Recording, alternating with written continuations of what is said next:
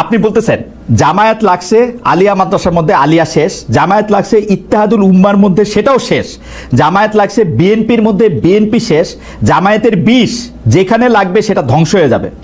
আরেকটাতে আপনি বলতেছেন কোনো দেশ যদি কমিউনিস্টরা দখল করে নেয় সেখানেও একদিন ইসলাম আসতে পারে, কিন্তু আল্লাহ করুক কোনো দেশ যদি আল্লাহ না করুক হবে মনে হয়, কোনো দেশ যদি জামায়াত দখল করে ফেলে কিয়ামতের আগ পর্যন্ত আর কোনোদিন ইসলাম আসবে না। আপনি এরকম বলতেছেন এবং আপনার বলার মধ্যে এক ধরনের কনভিকশন থাকে, যুক্তি থাকে, শক্তি থাকে, তারপরেও আপনি সবার সঙ্গে আপনি বসতে পারতেছেন, সবার সঙ্গে আপনার এক ধরনের ভালো সম্পর্ক থাকতেছে, এইটার মানে হিসাবটা কি? মানে আপনি মন থেকে বলেন না নাকি মানে এটা একটা একদম মন থেকে বলি? আমি তো মন থেকেই বলি এবং এটা আমার বিশ্বাস। কিন্তু এই কথাগুলো হলো আদর্শ এবং নীতি, তাদের আদর্শ ও নীতির বাস্তবায়ন, আচ্ছা তাদের আকিদা বাস্তবায়ন হয়। কিন্তু আমরা বলতে চাই যে আমরা কোন এক জায়গায় যে ঐক্যতা, যেমন আমি উদাহরণ দিয়েছি এই ব্যাপারগুলো তো আপনাকে আগেই বলেছি, যেরকম ধরে নেন হিন্দু বৌদ্ধ খ্রিস্টানরা আমাদের স্টেজে আসছে, তার মানে তার নীতি আদর্শ বিসর্জন দিয়ে নয়, কোন এক জায়গায় ঐক্যমত হয়েছে। আচ্ছা, আমি কিন্তু আমার কোন বক্তৃতা থেকে এখন পর্যন্ত এক চুল পরিমাণ নড়ি নেই। আচ্ছা, আমি তো এই কথা আগেই বলেছি। এবং এই কথা যদি আপনি বলেন যে আপনি অমুক করে, হ্যাঁ, যদি জামাতের অবস্থান থেকে জামাতের ব্যাপারে আমরা যেই ব্যাপারে তাদের উপর অভিযোগগুলো আমাদের মুরব্বীরা করেছেন তাকে যদি ফেরত আসে, আমি সাথে সাথে আমার বক্তব্যকে রোজাত করবো। তারা যদি তাদের জায়গা থেকে ফেরত আসে তাহলে তো আপনার বক্তব্য থেকে আপনি ফেরত আসবেন কেন? আপনার বক্তব্য তো তখন আরো প্রতিষ্ঠিত হইল। আমি প্রথমেই যে বিষয়টি আপনার সঙ্গে জানতে চাইবো যে আপনাদের সঙ্গে জামায়াতে ইসলামী রাজনৈতিক সমঝোতা, রাজনৈতিক ঐক্য, নির্বাচনী ঐক্য যখন দৃশ্যমান হতে চলেছে, তখন জামায়াতে ইসলামী নিয়ে আপনার 4-5 বছর আগের বক্তব্য সোশ্যাল মাধ্যমে বা ফেসবুকে বিশেষ করে ছড়িয়ে পড়েছে, যেখানে এমনও বক্তব্য আছে ইসলাম ধ্বংস করতে জামায়াতই যথেষ্ট, ক্ষমতায় এলে জামায়াত তাদের আকীদা চাপিয়ে দিতে পারে, এ নিয়েও আপনারা বিভিন্ন সময় আশঙ্কা প্রকাশ করেছেন। আমি দেখেই বলছি যে আপনি বলছেন, কোট করছি, 3 জিনিসের নাম শিবির: বেয়াদব, বেআমল এবং উশৃঙ্খল। এই 3 জিনিসের সমন্বয়ে শিবির হয়।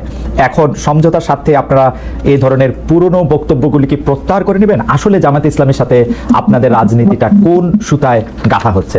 যারা মুফতি সৈয়দ ফজলুল করিম। আলহামদুলিল্লাহ, অশেষ ধন্যবাদ, শুকরিয়া জ্ঞাপন করছি। প্রথমত আমাকে কেউ বর্জন করার জন্য বলে নাই যে আপনি এটা বর্জন করেন, আমার মেসেজ এরকম আমার কাছে আসে না। তারপরে যে প্রশ্ন করেছেন যে আমাদের বক্তব্য জামাতের ব্যাপারে, সেই ব্যাপারে এখনো আমরা কি অবস্থানে আছি না প্রত্যাখ্যান করছি, রোজাত করছি? দেখেন, জামাতও আমাদের ব্যাপারে অনেক বক্তব্য দিয়েছে। আহলে দেওবন্দের ব্যাপারে, আহলে সুন্নাত ওয়াল জামাতের ব্যাপারে জামাতের অনেক বক্তব্য আছে। তাসাউফের ব্যাপারে জামাতের বক্তব্য আছে। জামাত সেই বক্তব্য থেকে এক তীর পরিমাণ পিছপা হয়নি। আর আমরাও বিগত দিনে যে বক্তব্য দিয়েছি এবং আমাদের মুরব্বীরা যে বক্তব্য দিয়েছেন তার থেকে আমরা এক চুল পরিমাণ এখন পর্যন্ত আপনার সাথে কথা বলা পর্যন্ত পিছপা হয়নি। প্রত্যেকের অবস্থানে আছে। এখন প্রশ্ন করতে পারেন এই অবস্থানে থেকে আপনারা তাদের সাথে বক্তব্য কিভাবে দিচ্ছেন, একই স্টেজে আসছেন কিভাবে? প্রশ্ন এখানে। আমি এটার উদাহরণ দিতে চাই। যেমন আমেরিকা ইরানের ব্যাপারে যে সিদ্ধান্ত নিয়েছে, সেই সিদ্ধান্ত থেকে আমেরিকা কোনো অবস্থায় পিছপা হয়নি। আবার ইরান আমেরিকার ব্যাপারে যে বড় শয়তান বলেছে, সেখান থেকেও কিন্তু ইরান কোনো অবস্থাতেই রোজাত করেনি, তার বক্তব্য প্রত্যাহার করেনি।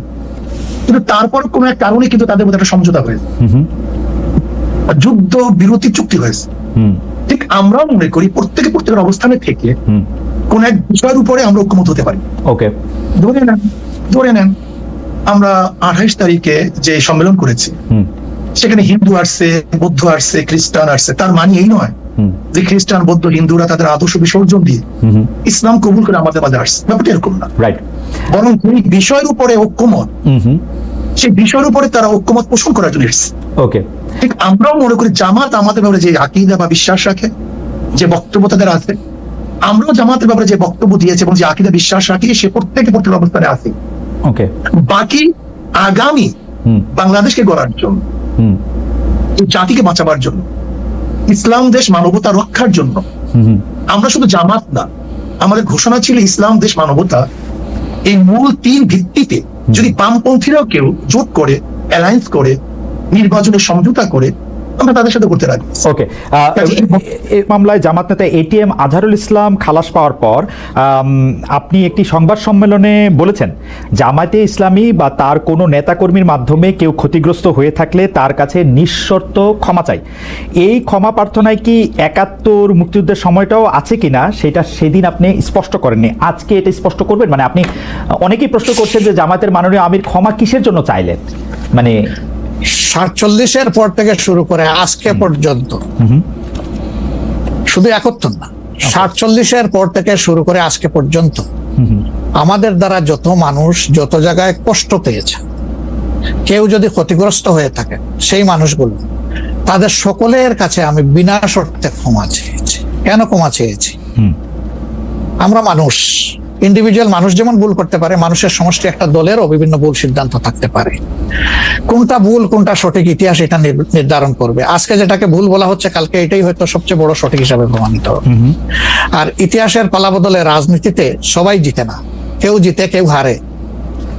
আমরা আদর্শবাদী একটা দল, আমরা বিশ্বাস করি আমরা মানুষ, ভুলের ঊর্ধ্বে নই। আমাদের দ্বারা, আমাদের সহকর্মীদের দ্বারা মানুষ বিভিন্ন ক্ষেত্রে কষ্ট পেতে পারে, ক্ষতিগ্রস্ত হতে পারে। আমি সব কিছুর জন্য কোনো শর্ত আরোপ না করেই মাপ চেয়েছি। ওকে, মানে ৪৭ এবং মাপ চাওয়ার মধ্যে কোনো পরাজয় নাই, অবশ্যই নাই।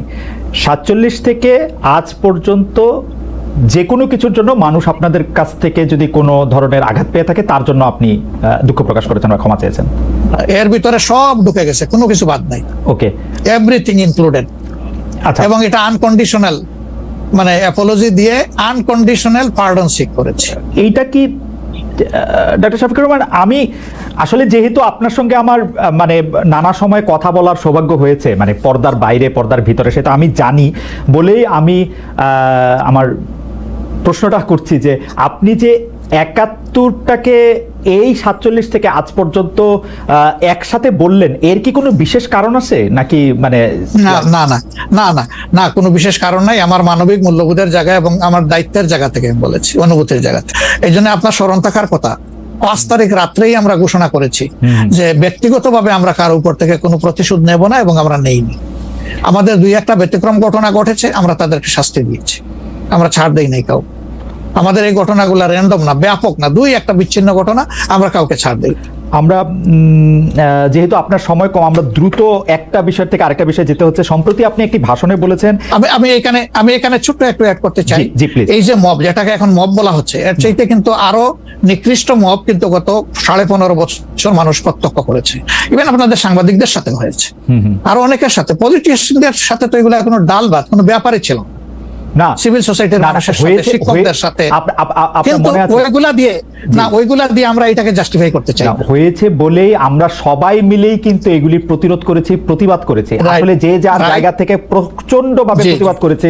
আমার মনে আছে ডয়েচে ভেলেতে থাকতে আমি একবার শেখ হাসিনার নাম করে এতবার বলতেছিলাম যে কেন তিনি এটি করবেন, কেন তার এটি সমালোচনা করা যাবে না, এবং কেন তার এটা, মানে আমার মনে আছে যে মানে আমার সাংবাদিকতায় আমি কোনো সময় অ্যাক্টিভিজম করতে চাই না বা অ্যাক্টিভিজমের জায়গা থেকে, কিন্তু এইগুলির প্রতিবাদ আমরা সবাই মিলেই আসলে করেছিলাম, যে যার অবস্থান থেকে। এখন আমাদেরকে করতে হবে। এখনো যদি আমরা সেই জায়গার মধ্যেই থাকি এবং কেউ কেউ আমরা এটা বলি যে তারা করেছে সেজন্য এটা ঠিক আছে, সেইটার ব্যাপারে আপনার কাছে প্রশ্নই ওঠে না, এটাকে সাপোর্ট করা যাবে না। আরেকজন অন্যায় করেছে তাই আমি আরেকটা অন্যায় করবো, এটা চলবে না। আর তাইলে আমরা ভালোর দিকে আগাবো কিভাবে? অ্যাবসলিউটলি আমরা আগাতে পারবো। আপনি সম্প্রতি এক ভাষণে বলেছেন, আরেকটা প্রসঙ্গে যাই, যে সেই গণতন্ত্র হালাল যার মাধ্যমে আল্লাহর বিধান কায়েম করা যাবে, বুলেট নয় ব্যালটের মাধ্যমে যেতে হবে। এটা আপনি বলেছেন হাদিসের রেফারেন্স দিয়ে। আপনার এই বক্তব্যের প্রতিবাদ করেছেন মুফতি ডক্টর সাইয়েদ মোহাম্মদ এনায়েতুল্লাহ আব্বাসী সিদ্দিকী। রবিবার ফেসবুক এক পোস্টে দাবি করেছেন যে তিনি হাদিসের সুস্পষ্ট অপব্যাখ্যা করেছেন। আপনি এক লাইনে আবার একটু ব্যাখ্যা দিবেন কিনা? আমি হাদিসের দেই নাই, আমি বলেছি যে ডেমোক্রেটিক যে প্রসেসটা, এটা রাসূল করিম সাল্লাল্লাহু আলাইহি সাল্লামের পরে যারা রাষ্ট্র পরিচালনা করেছেন খুলাফায়ে রাশিদিন, তাদের সময় ছিল, এবং এটা বাস্তবতা আমরা সবাই জানি। হযরতে ওমর খুতবা দিতে দাঁড়াইছেন, সাধারণ মুসল্লি বলছে আমি আপনার খুতবা শুনবো না। কেন শুনবেন না?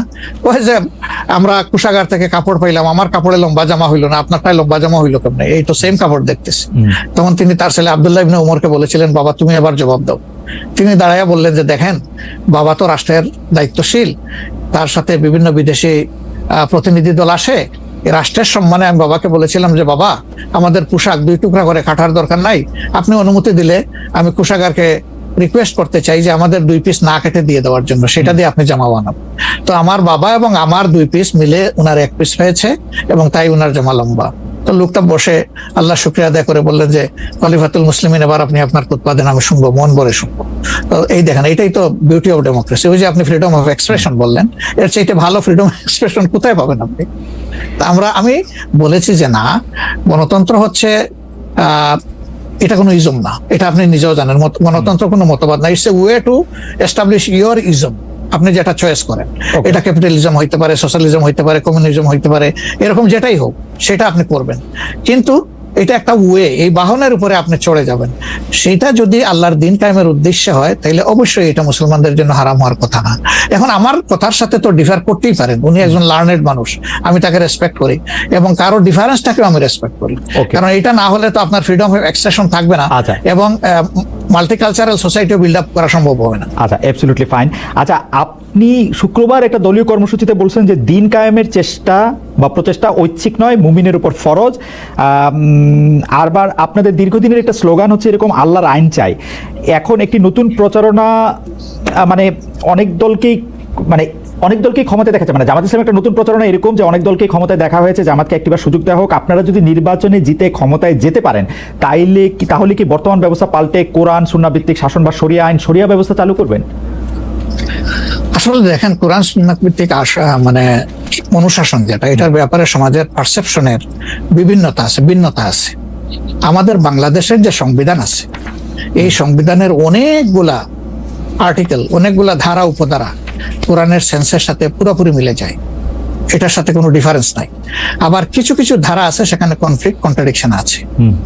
ওরকম পরিবেশ পরিস্থিতি যখন আসবে, জনগণের প্রত্যাশার আলোকে এটা মানে সবার সাথে ইন্টারেক্টিভ হয়, সবাইকে সাথে নিয়েই ইনশাআল্লাহ ভালো জিনিসগুলোকে আমরা ইনপুট দেবো আল্লাহ থেকে। তবে এটাও মনে রাখার বিষয় যে কোরআনী শাসন হঠাৎ করে আল্লাহ তাআলা এস্টাবলিশের হুকুম দেন নাই, it was a gradual process. For example মাদক কিন্তু দুনিয়ার কেউ কিন্তু এটাকে অ্যাপ্রুভাল দেয় না, বাট এটার প্র্যাকটিস সব জায়গায় আছে, এটা বাস্তবতা। তো সেই মদ যখন হারাম ঘোষণা করা হয়, নিষিদ্ধ করা হয়, তখন কিন্তু 3 পর্যায়ে গিয়ে চূড়ান্তভাবে এটা নিষিদ্ধ করা হয়েছিল। তো এটা গ্রাজুয়াল একটা প্রসেস। আপনি একটা ক্রাইম থেকে, দীর্ঘদিনের প্র্যাকটিস থেকে মানুষকে সরাবেন, আল্লাহ তাআলার সেই বিধানকে অনুসরণ করেই আমরা আগাবো ইনশাআল্লাহ। 5 আগস্টের পর থেকে বিএনপির পক্ষ থেকে যেহেতু জাতীয় নির্বাচনের দাবি জানানো হয়েছিল, এটা নিয়ে অনেক তাদেরকে রঙ্গব্যঙ্গ করা হয়েছে। জামায়াতে ইসলামী মাঝামাঝি থেকে ফেব্রুয়ারি ইলেকশনের কথা বলেছে, রোজার পরেও ইলেকশনের কথা বলেছে, রোজার আগেও ইলেকশনের কথা বলেছে, কিন্তু আমরা দেখতে পাচ্ছি জামায়াতে ইসলামী 300 আসনে প্রার্থী ঘোষণা করে ফেলেছে। আপনারা যদি পরে কোনো রাজনৈতিক জোট করেন বা পরে যদি কোনো ধরনের রাজনৈতিক সমঝোতার মাধ্যমে জাতীয় সরকারের একটা আবহ তৈরি হয়, তাহলে কি হবে? আপনারা এখনই জোট ঘোষণা করে ফেলেছেন, সেটা কেমন হলো? আলহামদুলিল্লাহ, এটা আমাদের সাথে যাদের ইন্টারেকশন আছে তারা সবাই জানেন। আমরা বলেছি যে এটা আমাদের অফিসিয়াল ঘোষণা না, এটা হলো প্রাথমিক সিলেকশন, এবং সমস্ত আমাদের নমিনি যারা হবেন তাদেরকে সেম মেসেজ দেওয়া হয়েছে যে জাতীয় বৃহত্তর স্বার্থে যে কোনো সময় যে কোনো